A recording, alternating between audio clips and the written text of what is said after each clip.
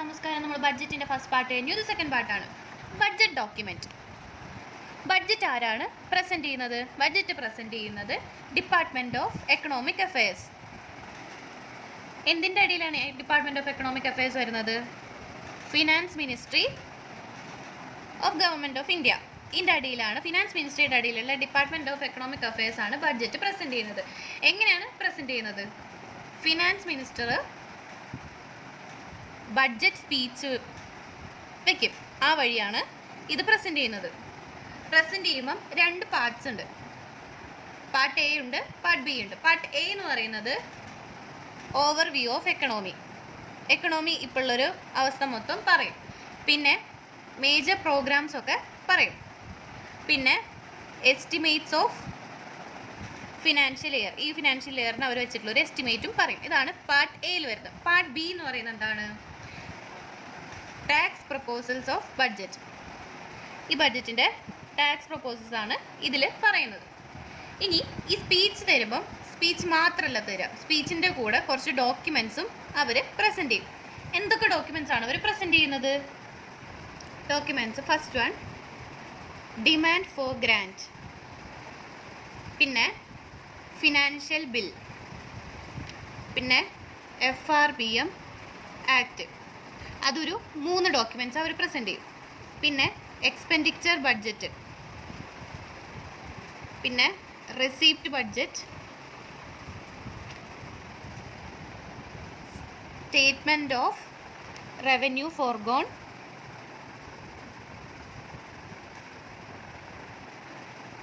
പിന്നെ budget at a glance, memorandum എന്ന് പറയുന്നത് explaining provisions in finance bill. പിന്നെ അവസാനത്തത് ഔട്ട്കം ബഡ്ജറ്റ്. ഈ ഡോക്യുമെൻറ്റ്സ് ഒക്കെ ബഡ്ജറ്റിൻ്റെ കൂടെ, സ്പീച്ചിൻ്റെ കൂടെ പ്രസൻറ്റ് ചെയ്യും. ഈ ഡോക്യുമെൻറ്റ്സ് ഒക്കെ എന്താണെന്ന് നമുക്ക് നോക്കാം. ഡിമാൻഡ് ഫോർ ഗ്രാൻഡ് എന്ന് പറഞ്ഞാൽ എന്താണ്? ഡിമാൻഡ് ഫോർ ഗ്രാൻഡ് എന്ന് പറഞ്ഞാൽ expenditure other than charged expenditure, അതായത് വോട്ടഡ് എക്സ്പെൻഡിച്ചർ. ഇപ്പം നമ്മൾ ചാർജ് എക്സ്പെൻഡിച്ചർ അല്ലാണ്ടുള്ള എക്സ്പെൻഡിച്ചർ ആകുമ്പോഴാണ് വോട്ട് ചെയ്യേണ്ട ആവശ്യം വരുന്നത്. അതിനാണ് വോട്ടഡ് എക്സ്പെൻഡിച്ചർ എന്ന് പറയുന്നത്. ഇനി നമ്മുടെ കൺസോളിഡേറ്റഡ് ഫണ്ട് ഓഫ് ഇന്ത്യയിലെ അതിൽ നിന്നാണ് നമ്മൾ എക്സ്പെൻഡിച്ചർ ചാർജ് ചെയ്യുന്നുണ്ടെങ്കിൽ അതിന് പാർലമെൻറ്റിൻ്റെ വോട്ട് വേണ്ട. അപ്പം ഈ വോട്ട് ചെയ്യേണ്ട എക്സ്പെൻഡിച്ചറിനെയാണ് നമ്മൾ ഡിമാൻഡ് ഫോർ ഗ്രാൻഡ് എന്ന് പറയുന്നത്. അതിനെയാണ് ഗ്രാൻഡ് വരുന്നത്. ഇനിയിപ്പം നമ്മൾ കൺസോളിഡേറ്റഡ് ഫണ്ട് ഓഫ് ഇന്ത്യക്ക് വോട്ട് ചെയ്യേണ്ടെന്ന് പറഞ്ഞാലും അതിൻ്റെ ഡിസ്കഷൻസ് നമുക്ക് പാർലമെൻറ്റിൽ നടത്താം. വോട്ടിംഗ് മാത്രമാണ് പറ്റാത്തത്. അതുകൊണ്ട് രണ്ടും സബ്മിറ്റ് ചെയ്യുന്നത് ഡിമാൻഡ് ഫോർ ഗ്രാൻഡ് തന്നെയാണ്. ഇനിയിപ്പോൾ നമ്മൾ പറയുകയാണെങ്കിൽ നമ്മളിപ്പോൾ എന്താ പറഞ്ഞത്? പാർലമെൻറ്റിൻ്റെ അടുത്ത് ഡിമാൻഡ് ആക്കിയിട്ട് നമ്മളിത് വോട്ട് ചെയ്യാൻ വേണ്ടി വെക്കും. പാർലമെൻറ്റ് അത് ഗ്രാൻഡ് ചെയ്യും. അതിനാണ് ഡിമാൻഡ് ഫോർ ഗ്രാൻഡ് എന്ന് പറയുന്നത്. ഇത് പ്രസൻറ്റ് ചെയ്യുന്നത് ഒരു മിനിസ്ട്രി അല്ലെങ്കിൽ ഒരു ഡിപ്പാർട്ട്മെൻറ്റ് വൈസ് ആയിരിക്കും ഇത് പ്രസൻറ്റ് ചെയ്യുന്നത്. ഇനിയിപ്പം ഈ കൺസോളിഡേറ്റഡ് ഫണ്ട് ഓഫ് ഇന്ത്യയിൽ ഇൻട്രസ്റ്റ് ഒക്കെ ചാർജ് ചെയ്തില്ല. ഇൻട്രസ്റ്റ് പേയ്മെൻ്റ് ഒക്കെ നമ്മൾ ഡിമാൻഡ് ഫോർ ഗ്രാൻഡ് ആയിട്ട് വെക്കത്തില്ല. അത് സെപ്പറേറ്റ് അപ്രോപ്രിയേഷൻ ആക്കിയിട്ടാണ് നമ്മൾ വെക്കുന്നത്. അത് നമ്മൾ രാജ്യസഭ അല്ലെങ്കിൽ ലോക്സഭയിൽ വോട്ട് ചെയ്യണം. ശരിക്കും പറയുകയാണെങ്കിൽ ഇത് മണി ബില്ലായതുകൊണ്ട് ലോക്സഭ മാത്രം വോട്ട് ചെയ്താൽ മതി. ഇനി നമുക്ക് ഫിനാൻഷ്യൽ ബിൽ എന്താണെന്ന് നോക്കാം. ഫിനാൻഷ്യൽ ബിൽ എന്ന് പറഞ്ഞാൽ നമുക്ക് എന്തെങ്കിലും ഇപ്പോൾ നമ്മൾ പ്രൊപ്പോസ് ചെയ്ത് വെച്ചിട്ടുള്ള ബഡ്ജറ്റിന് എന്തെങ്കിലും ഒരു ഓൾട്ടറേഷനോ ഇല്ലെങ്കിൽ അതിലെന്തെങ്കിലും ഒരു ചേഞ്ചോ റെഗുലേഷൻ വല്ലതും കൊണ്ടുവരണമെങ്കിൽ അത് ഫിനാൻസ് ബില്ലായിട്ടാണ് കൊണ്ടുവരിക. അതും മണി ബില്ലാണ്. മണി ബില്ലിൻ്റെ ആർട്ടിക്കിൾ എന്താണ്? 110. ഇനി എക്സ്പെൻഡിച്ചർ ബഡ്ജറ്റ് എന്താണെന്ന് നമുക്ക് നോക്കാം. എക്സ്പെൻഡിച്ചർ ബഡ്ജറ്റ് എന്താണെന്ന് വെച്ചാൽ നമുക്കിപ്പോൾ മൊത്തമായിട്ട് എക്സ്പെൻഡിച്ചർ 2 ടൈപ്പ് ഉണ്ട്, റവന്യൂ, ക്യാപിറ്റലും. അതിൻ്റെ ക്ലാസിഫിക്കേഷൻ ഞാൻ അടുത്ത ക്ലാസ്സിൽ പറഞ്ഞുതരാം. ഇതിൻ്റെ രണ്ടിൻ്റെയും കൂടെ ഒരു സമ്മറി എസ്റ്റിമേറ്റ്സ് ചില പ്രോഗ്രാമിന് സ്കീമിനൊക്കെ ആയിട്ട് ഉണ്ടാവും. അതിനെ നമ്മൾ പ്രസൻറ്റ് ചെയ്യുന്നതാണ് എക്സ്പെൻഡിച്ചർ ബഡ്ജറ്റ് എന്ന് പറയുന്നത്. ഇനി റെസിപ്റ്റ് ബഡ്ജറ്റ് എന്ന് പറയുന്നത് എന്താണ്? Tax and non tax revenue receipt ഉണ്ടാവും. അതേപോലെ തന്നെ ക്യാപിറ്റൽ റെസിപ്റ്റ് ഉണ്ടാവും. അതും റെസിപ്റ്റിൻ്റെ ക്ലാസിഫിക്കേഷനാണ്. അതും ഞാൻ ക്ലാസിഫിക്കേഷൻ 2 അടുത്ത ക്ലാസ് പഠിപ്പിക്കും. അപ്പോൾ ഈ tax and non tax revenue റെസിപ്റ്റും ക്യാപിറ്റൽ റെസിപ്റ്റും ഇല്ലേ, അതിൻ്റെ മൊത്തം ഒരു സമ്മറി നമുക്ക്, അതായത് ഗവൺമെൻറ്റിൻ്റെ ലൈബിലിറ്റീസ് ആണ് അത് കാണിക്കുന്നതിനെയാണ് നമ്മൾ എന്ത് പറയുന്നത്? റെസിപ്റ്റ് ബഡ്ജറ്റ് എന്ന് പറയുന്നത്. ഇനി നമ്മൾ നോക്കുന്ന സ്റ്റേറ്റ്മെൻറ്റ് ഓഫ് റവന്യൂ ഫോർഗോൺ, അതായത് നമ്മൾ ടാക്സ് പേയേഴ്സ് ഉണ്ടാവില്ലേ, അവർക്ക് ടാക്സ് ഇൻസെൻറ്റീവ്സ് നമ്മൾ ഗവൺമെൻറ് കൊടുക്കും. അങ്ങനെ ടാക്സ് ഇൻസെൻറ്റീവ്സ് കുറക്കുമ്പോൾ അത്രയും കാശ് നമുക്ക് പോവാണല്ലോ, ഗവൺമെൻറ്റിൻ്റെ ആണല്ലോ അവർ നമ്മൾ ഫോർഗോൺ ചെയ്ത് കളയുന്നത്. അതിനെയാണ് സ്റ്റേറ്റ്മെൻറ്റ് ഓഫ് റവന്യൂ ഫോർഗോൺ ഇല്ലെങ്കിൽ ടാക്സ് എക്സ്പെൻഡിച്ചർ എന്ന് പറയുന്നത്. ഇത് 2016-17 റവന്യൂ ബഡ്ജറ്റിൻ്റെ കൂടെ നമ്മളത് മേർജ് ചെയ്തു. ഇനി നമുക്ക് അടുത്ത് നോക്കേണ്ടത് എക്സ്പെൻഡിച്ചർ പ്രൊഫൈൽ. ഇനി നമുക്ക് ബഡ്ജറ്റ് അറ്റ് എ ഗ്ലാൻസ് നോക്കാം. അതായത് ഒരു അഗ്രിഗേറ്റ് ഡീറ്റെയിൽ ആണ്. അതായത് നമുക്ക് റവന്യൂയുടെ സോഴ്സ്, നമുക്ക് എവിടെ നിന്നാണ് ഗവൺമെൻറ്റിന് കാശ് കിട്ടുന്നത്, എക്സ്പെൻഡിച്ചറിൻ്റെ ആപ്ലിക്കേഷൻ, അതായത് എവിടെയൊക്കെയാണ് ചിലവാക്കുന്നത്, അതേപോലെ ഇതിൻ്റെ ഇടയ്ക്ക് ഒരു ഗ്യാപ്പ് വരത്തില്ലേ, അതായത് നമുക്ക് കിട്ടുന്ന ചിലവിനൊക്കെ കൂടുതൽ വരവിനൊക്കെ കൂടുതൽ നമുക്ക് ചിലവാണെങ്കിൽ ഒരു ഡെഫിസിറ്റ് വരും. അതിനാണ് റവന്യൂ ഡെഫിസിറ്റ് അല്ലെങ്കിൽ ഫിസിക്കൽ ഡെഫിസിറ്റ് എന്നൊക്കെ പറയുന്നത്. അതിൻ്റെ മൊത്തം ഒരു ഡീറ്റെയിൽ ആയിട്ടാണ് നമ്മുടെ ബഡ്ജറ്റ് അറ്റ് എ ഗ്ലാൻസിൽ പറയുന്നത്. ഇനി നമുക്ക് മെമ്മോറാൻഡം നോക്കാം. അതായത് ഒരു അണ്ടർസ്റ്റാൻഡിങ് ഓഫ് ടാക്സേഷൻ പ്രൊപ്പോസൽസ്. ഓരോ സംഭവത്തിന് നമ്മൾ ടാക്സ് വെക്കില്ല, അതിൻ്റെ ഒരു പ്രൊപ്പോസൽ നമുക്ക് ശരിക്കും അണ്ടർസ്റ്റാൻഡ് ചെയ്യാൻ വേണ്ടിയിട്ടാണ് ഈ ഒരു memorandum. Explaining provisions in financial bill. ഇനി അവസാനത്തെ ഔട്ട്കം ബഡ്ജറ്റ്. അതായത് നമുക്ക് ഔട്ട്കം ബഡ്ജറ്റ് കൊണ്ടുവന്നത് ഫിനാൻഷ്യൽ മിനിസ്ട്രി വിത്ത് നീതി ആയോഗാണ്. നീതി ആയോഗ് വന്നതിന് ശേഷം ഫിനാൻസ് മിനിസ്ട്രിയാണ് ഇത് കൊണ്ടുവന്നത് നീതി ആയോഗിൻ്റെ കൂടെ. ഇതെന്താ പറയുന്നത്, ഇത് ക്ലിയർലി ഡിഫൈൻ ചെയ്യും. അതായത് നമുക്ക് ഒരു സെൻട്രൽ സെക്ടർ സ്കീംസ് അല്ലെങ്കിൽ ഒരു സ്പെസിഫിക് ടാർഗറ്റ് ഉണ്ടാവും ഒരു ഫിനാൻഷ്യൽ, അതിന് കിട്ടിയ നമ്മുടെ ഔട്ട്പുട്ട് നമ്മൾ ഡിഫൈൻ ചെയ്യുന്നതാണ് ഔട്ട്കം ബഡ്ജറ്റ് എന്ന് പറയുന്നത്. ഇതാണ് നമ്മുടെ ബഡ്ജറ്റിൻ്റെ കൂടെ വയ്ക്കുന്ന ഡോക്യുമെൻറ്റ്സ്. ഇതിൽ FRBM ആക്റ്റും അതിൻ്റെ 3 ഡോക്യുമെൻറ്റ്സ് നമുക്ക് നോക്കാം. FRBM ആക്ട് വന്നത് 2003 അതെന്തിനു വേണ്ടിയിട്ടാണ്? For correcting fiscal deficit. അത് ഞാൻ പറഞ്ഞില്ലേ കുറച്ച് മുമ്പ്, നമുക്ക് കുറേ ഡെഫിസിറ്റ് വരും. അതായത് നമുക്ക് കിട്ടുന്ന വരുമാനമൊക്കെ ചിലവിന് വേണ്ടി തികയാണ്ടാവും. അതേപോലെ തന്നെ അത് ഭയങ്കര കൂടുതലായിരിക്കും ഓരോ ഫിനാൻഷ്യൽ ഇയറിലൊക്കെ. അപ്പോൾ അത് കറക്റ്റ് ചെയ്യാൻ വേണ്ടിയിട്ടാണ് FRBM ആക്ട് കൊണ്ടുവന്നത്. ഇത് നമുക്ക് റവന്യൂ ഡെഫിസിറ്റൊക്കെ എലിമിനേറ്റ് ചെയ്യാൻ പറ്റും. അതായിരുന്നു ഇതിൻ്റെ മെയിൻ ടാർഗറ്റ്. എന്നത്തേക്കാണ്? മാർച്ച് 31, 2008 റവന്യൂ ഡെഫിസിറ്റ് എലിമിനേറ്റ് ചെയ്യണമെന്ന് ഒരു എയിം വെച്ചത്. ആൻഡ് കൂടെ നമ്മൾ എന്ത് ബിൽഡപ്പ് ചെയ്യും? സർപ്ലസും ആക്കും. അതായത് കുറവൊക്കെ നികത്തി കൂടുതലാക്കാനാണ് അവരുടെ എയിം. ഇനി റവന്യൂ ഡെഫിസിറ്റ് അല്ലെങ്കിൽ ഫിസിക്കൽ ഡെഫിസിറ്റ് നമുക്ക് ടാർഗറ്റ്സിനേക്കാളും എക്സീഡ് ചെയ്യും. അതായത് ഇപ്പോൾ ഡെഫിസിറ്റ് നമുക്ക് കുറച്ച് ടാർഗറ്റ് വെച്ചിട്ടുണ്ടാവും, അതിനൊക്കെ കൂടുതൽ നമുക്ക് ഡെഫിസിറ്റ് വരികയാണെങ്കിൽ അതിപ്പം നാഷണൽ സെക്യൂരിറ്റി ഇല്ലെങ്കിൽ നാഷണൽ കലാമിറ്റി ഒക്കെ വരത്തില്ലേ, ആ സമയത്ത് ഇത് കൂടുകയെന്നുണ്ടെങ്കിൽ അത് കുഴപ്പമില്ല. ആ സമയത്ത് ഈ ലിമിറ്റിനേക്കാളും ഡെഫിസിറ്റ് കൂടാം, റവന്യൂ ഡെഫിസിറ്റ് ആയാലും ഫിസിക്കൽ ഡെഫിസിറ്റ് ആയാലും. ഇനി സെൻട്രൽ ഗവൺമെൻറ് RBI ബോറോ ചെയ്യില്ലേ, ബോറോ ചെയ്യുന്നത് പക്ഷേ except in the way of advance to temporary short come. അതായത് ടെമ്പററി വലിയ ഷോർട്ട് ഫോൾ ഉണ്ടെങ്കിൽ മാത്രമേ RBI സെൻട്രൽ ഗവൺമെൻറ് കാശ് ബോറോ ചെയ്യത്തുള്ളൂ. പിന്നെ ഈ FRBM ആക്ട് കൊണ്ടുവന്നതിൻ്റെ മെയിൻ റീസൺ ഒരു ട്രാൻസ്പാരൻസി കൊണ്ടുവരാനാണ്. ഒരു ഗ്രേറ്റർ ട്രാൻസ്പാരൻസി നമ്മൾ കൊണ്ടുവരും. അതായത് ഇത് 2 ഹൗസിലും ബഡ്ജറ്റിൻ്റെ കൂടെ നമ്മൾ പറഞ്ഞ പോലെ തന്നെ ഈ ഡോക്യുമെൻ്റ് പ്രസൻറ്റ് ചെയ്യും. ഈ ആക്ടിൻ്റെ ഇടയിൽ 3 സ്റ്റേറ്റ്മെൻ്റ് ആണ് ഉള്ളത്. 3 സ്റ്റേറ്റ്മെൻറ്റ് ഏതൊക്കെയാണ്? മാക്രോ എക്കണോമിക് ഫ്രെയിംവർക്ക്, പിന്നെ ഫിസ്ക്കൽ പോളിസി സ്ട്രാറ്റജി സ്റ്റേറ്റ്മെൻറ്റ്, പിന്നെ mid term fiscal policy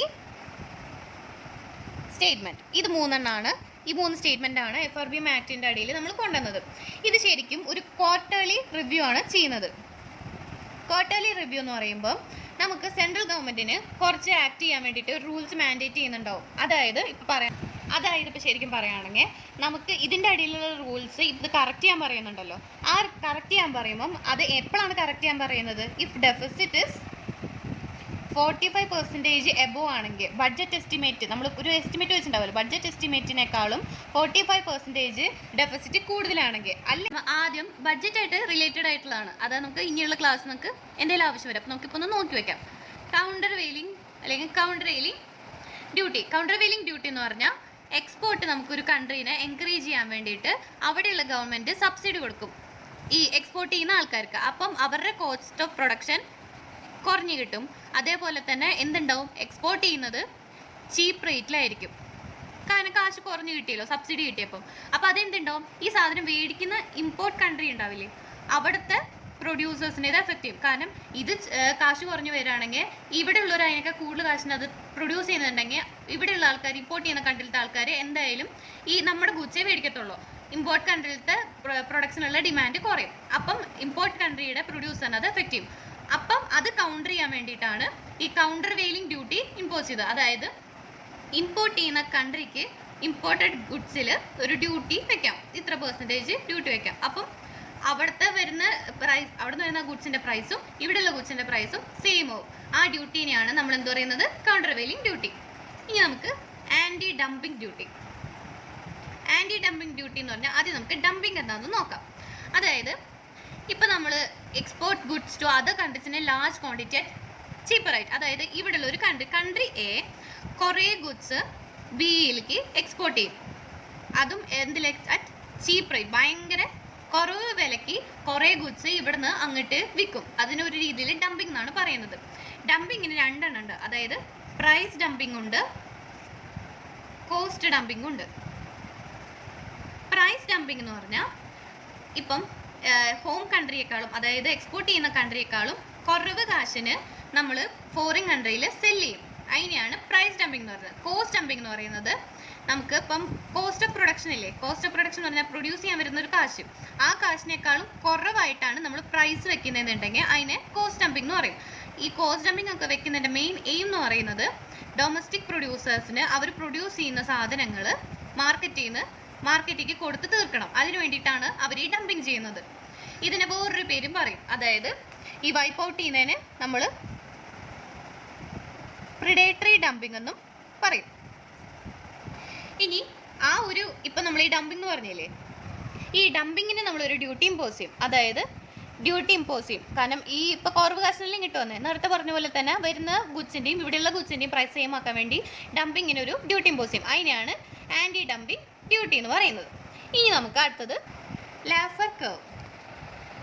laughter curve എന്ന് പറയുന്നത് ഒരു കർവാണ്, ഒരു ഗ്രാഫ്. അത് റിലേഷൻഷിപ്പ് ബിറ്റ്വീൻ എന്തിൻ്റെ റിലേഷൻഷിപ്പാണ് ഷോ ചെയ്യുന്നത്? ടാക്സ് റേറ്റിൻ്റെയും ടാക്സ് റവന്യൂൻ്റെയും. ആ കർവ് എന്ന് പറയുമ്പം ഇങ്ങനെ ഇരിക്കും. ഇവിടെ ടാക്സ് റേറ്റും ഇത് റവന്യൂ. ഇതിൽ പറയുന്നത് എന്താണെന്ന് വെച്ചാൽ ടാക്സ് റേറ്റ് കൂടുമ്പം ടാക്സ് റവന്യൂ കുറയും. അതെന്താണെന്ന് വെച്ചാൽ ടാക്സ് റേറ്റ് നമുക്കൊരു ഇത്തിരി പെർസെൻറ്റേജ് ഒക്കെ കൂടുതലാകുമ്പം നമ്മൾ ടാക്സ് ഇവേഷൻ ചെയ്യും, അതായത് ഭയങ്കര ടാക്സ് കൂടുമ്പോൾ നമ്മളത് അടയ്ക്കാണ്ടാവും. ഹൈ ടാക്സ് റേറ്റൊക്കെ അങ്ങനെ നടക്കും. അപ്പോഴാണ് എന്തുണ്ടാകുന്നത്? ടാക്സ് റേറ്റ് കൂടുമ്പോൾ ടാക്സ് റവന്യൂ കുറഞ്ഞുകൊണ്ടിരിക്കുന്നത്. ഈ ഗ്രാഫ് ഒക്കെ ആണെങ്കിൽ മനസ്സിലാവും, ടാക്സ് റേറ്റ് ഭയങ്കര ലോ ആയിട്ടിരിക്കുന്ന സമയത്ത് ടാക്സ് റവന്യൂ ലോ ആണ്. അതേപോലെ തന്നെ ടാക്സ് റേറ്റ് ഒപ്റ്റിമായിട്ടിരിക്കുന്ന സമയത്ത് ടാക്സ് റവന്യൂ ഏറ്റവും കൂടുതലായിരിക്കും. ഓക്കെ, ഇനി നമുക്ക് അടുത്തത് ഓഫ് ബഡ്ജറ്റ് ലയബിലിറ്റീസ് എന്താണെന്ന് നോക്കാം. Off budget liabilities, off budget liabilities അതായത് എന്താ പറയുന്നത്? ഇപ്പം നമുക്ക് money government has to pay to entities on policy matter. അതായത് ഓരോ പോളിസി മാറ്ററിന് ഗവൺമെൻറ്റിന് കുറച്ച് പേ ചെയ്യേണ്ടി വരും എന്തെങ്കിലും എൻറ്റിറ്റീസ് ആയിട്ട്. അതായത് ഇപ്പോൾ ഒരു എക്സാമ്പിൾ ഞാൻ പറഞ്ഞുതരാം. ഗവൺമെൻറ്റിന് ഇൻഫ്ലേഷൻ കൺട്രോൾ ചെയ്യണം. ഇൻഫ്ലേഷൻ കൺട്രോൾ ചെയ്യണ സമയത്ത് പെട്ടെന്ന് ഈ എന്താ ഉണ്ടായേ, ഇൻ്റർനാഷണൽ മാർക്കറ്റിൽ ഓയിലിൻ്റെ വില ഭയങ്കരമായിട്ട് കൂടി. പക്ഷേ ഇൻഫ്ലേഷൻ കൺട്രോൾ ചെയ്യാൻ വേണ്ടിയിട്ട് ഗവൺമെൻറ് നമ്മുടെ ഇവിടെ ഡൊമസ്റ്റിക് ആയിട്ടുള്ള എൻ്റർപ്രൈസ് ഉണ്ടാവും, ഓയിൽ മേക്കിംഗ് എൻ്റർപ്രൈസിൻ്റെ അടുത്ത് പ്രൈസ് റേസ് ചെയ്യരുതെന്ന് പറയും നമ്മുടെ ഡൊമസ്റ്റിക് കമ്പനീസിനൊക്കെ. അപ്പോൾ എന്തുണ്ടാവും? ആ കമ്പനീസിന് ഒരു ലോസ് വരും. ഈ ലോസ് അവർക്ക് ബിയർ ചെയ്യാൻ വേണ്ടിയിട്ട് ഗവൺമെൻറ് ബോണ്ട് ഇഷ്യൂ ചെയ്യും. ഇൻട്രസ്റ്റ് ബെയറിംഗ് ആയിരിക്കും ബോണ്ട്, അതായത് ഇൻട്രസ്റ്റ് നമുക്ക് ഗവൺമെൻറ്റിൻ്റെ നിന്ന് കിട്ടും. ഇങ്ങനെയുള്ള ബോണ്ട് നമുക്ക് ആ കമ്പനിക്ക് ഇഷ്യൂ ചെയ്യുമ്പം ആ വന്ന ലോസ് അവിടെ നമുക്ക് അഡ്ജസ്റ്റായി പോവും. ഇനി നമുക്ക് ഫിസ്ക്കൽ സ്ലിപ്പേജ് നോക്കാം. ഫിസ്ക്കൽ സ്ലിപ്പേജ് എന്ന് പറഞ്ഞാൽ നമുക്ക് ആക്ച്വൽ ഫിസിക്കൽ ഡെഫിസിറ്റ് നമ്മൾ എസ്റ്റിമേറ്റ് ചെയ്ത് തന്നെ നമ്മളില്ലെങ്കിൽ എക്സ്പെക്റ്റ് ചെയ്തിട്ടുണ്ടാവും ഒരു ഫിസിക്കൽ ഡെഫിസിറ്റ് ഇത്ര വരുന്നു, അതിനേക്കാൾ കൂടുതലായിട്ടാണ് ഫിസിക്കൽ ഡെഫിസിറ്റ് വന്നതെന്നുണ്ടെങ്കിൽ അതിനെയാണ് ഫിസിക്കൽ സ്ലിപ്പേജ് എന്ന് പറയുന്നത്. ഇനി ഫിസിക്കൽ കൺസോളിഡേഷൻ. ഫിസിക്കൽ കൺസോളിഡേഷൻ എന്ന് പറഞ്ഞാൽ ഇപ്പം ഡെഫിസിറ്റ് കുറയ്ക്കാൻ വേണ്ടി, ഇപ്പം നമുക്ക് വരുന്ന ഡെഫിസിറ്റ് കുറയ്ക്കാൻ വേണ്ടി നമ്മൾ ലോങ് ടേം, അതായത് ഷോർട്ട് ടേം റെമഡീസ് എടുക്കുന്നതിന് പകരം നമ്മൾ ലോങ് ടേം പെർമനൻറ്റ് സ്ട്രാറ്റജീസ് നമ്മൾ എടുക്കും. പെർമനൻറ്റ് സ്ട്രാറ്റജി എന്ന് ഉദ്ദേശിക്കുന്നത് എന്താണെന്ന് വെച്ചാൽ നമ്മൾ കിട്ടാനുള്ള വരവ് കൂട്ടി നമ്മുടെ ചിലവ് കുറയ്ക്കും. അങ്ങനെ പോവുകയാണെങ്കിൽ നമുക്ക് പെർമനൻ്റ് ആയിട്ടുള്ളൊരു സ്ട്രാറ്റജിയാണ് ഡെഫിസിറ്റ് ഇനി വരാണ്ടിരിക്കാൻ വേണ്ടിയിട്ട്. അടുത്തത് നമുക്ക് physical destination versus origin principle. അതായത് ഇപ്പം നമ്മൾക്ക് ടാക്സ് ലെവി ചെയ്യലോ, ടാക്സ് നമ്മൾ മേടിക്കുന്നത് ഫൈനൽ ഡെസ്റ്റിനേഷനിലായിരിക്കും. ഫൈനൽ ഡെസ്റ്റിനേഷൻ എന്ന് പറയുന്നത് കൺസ്യൂമർ കൊടുക്കും, അതായത് എവിടെയാണ് പ്രൊഡ്യൂസ് ചെയ്തത് നമ്മൾ നോക്കത്തില്ല. Irrespective of the place where it is produce consumer pay ചെയ്യത്തില്ലേ, ടാക്സ് കൊടുക്കും. അതിനെയാണ് ഈ ഫിസിക്കൽ ഡെസ്റ്റിനേഷൻ എന്ന് പറയുന്നത്. അതിന് നേരെ ഓപ്പോസിറ്റ് ആയിട്ടാണ് ഒറിജിൻ പ്രിൻസിപ്പിൾ. അതായത് ടാക്സ്ഡ് അറ്റ് ഒറിജിൻ, അതായത് എവിടെയാണോ ഗുഡ്സ് പ്രൊഡ്യൂസ് ചെയ്തത് അവിടെ നിന്ന് തന്നെയാണ് ടാക്സ് നമ്മൾ ലിവൈ ചെയ്യുന്നത്. പിന്നെ എക്സാമ്പിൾ പറയുകയാണെങ്കിൽ GST, കൺസ്യൂമർ റേറ്റ് ലാസ്റ്റാണ് GST കൊടുക്കുന്നത്, അല്ലാണ്ട് പ്രൊഡ്യൂസ് ചെയ്ത സ്ഥലത്ത് കൊടുക്കുന്നതല്ല GST. ഒറിജിൻ പ്രിൻസിപ്പിൾ എന്ന് പറയുമ്പോൾ എന്തായിരിക്കും? Excise duty. അപ്പോൾ നമുക്ക് ഇന്നെന്താ പഠിച്ചത്? ബഡ്ജറ്റ് എങ്ങനെ പ്രസൻറ്റ് ചെയ്യുന്നത്, കൂടെ ഏതൊക്കെ ഡോക്യുമെൻറ്റ്സ് ആണ് കൊടുക്കുന്നത്, FRBM ആക്ട് എന്താണ്, ഇതൊക്കെ നമ്മൾ നോക്കി. അതിനുശേഷം ഇതിന് റിലേറ്റഡ് ആയിട്ടുള്ള ടേംസ് നോക്കി. ഇനി നമുക്ക് അടുത്ത ക്ലാസ്സിൽ ബഡ്ജറ്റിൻ്റെ ക്ലാസിഫിക്കേഷൻ നോക്കാം. അതായത് ബഡ്ജറ്റിന് എന്തൊക്കെ വരവാണ് വരുന്നത്, അതെങ്ങനെയൊക്കെയാണ് വരവൊക്കെ വരുന്നത്, അതേപോലെ തന്നെ എന്തൊക്കെ ചിലവാണ് വരുന്നത്, അത് രണ്ടും നമുക്ക് നെക്സ്റ്റ് ക്ലാസ്സിൽ നോക്കാം. പിന്നെ ഇപ്പോൾ റെസ്പോൺസ് കിട്ടിയിട്ടുണ്ട്, ഞാൻ അതനുസരിച്ച് ഇമ്പ്രൂവ് ചെയ്യുന്നതായിരിക്കും. നിങ്ങളുടെ സജഷൻസ് എന്തെങ്കിലും ഉണ്ടെങ്കിൽ അത് കമൻറ്റ് ബോക്സിൽ ഇടണം. താങ്ക്